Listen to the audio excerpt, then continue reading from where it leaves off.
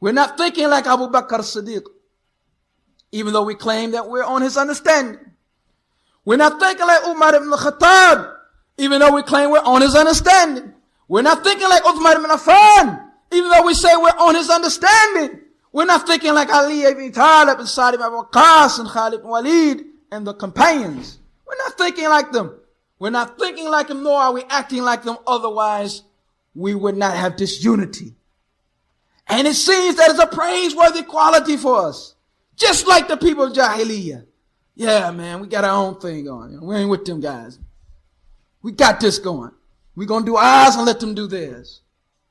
It's Jahiliyyah. You didn't study Masail Jahiliyyah and figure it out. You don't have enough understanding of the book of Allah Ta'ala and Sunnah Messenger Sallallahu Alaihi Wasallam to figure that out. That this weakens us and it causes animosity.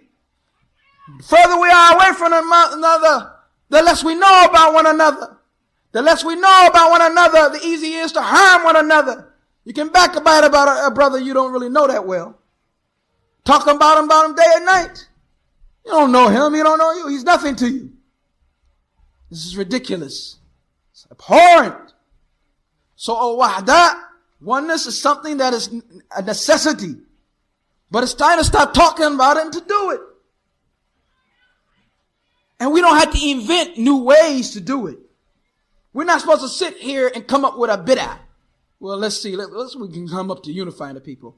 Kitab and Sunnah, way the Salaf Salih don't unify us. We don't understand that being patient with the people upon their harms, no matter how they harm you, no matter how they treat you, you take that and you deal with it. It's better than creating explosions and separating from one another and this type of matter.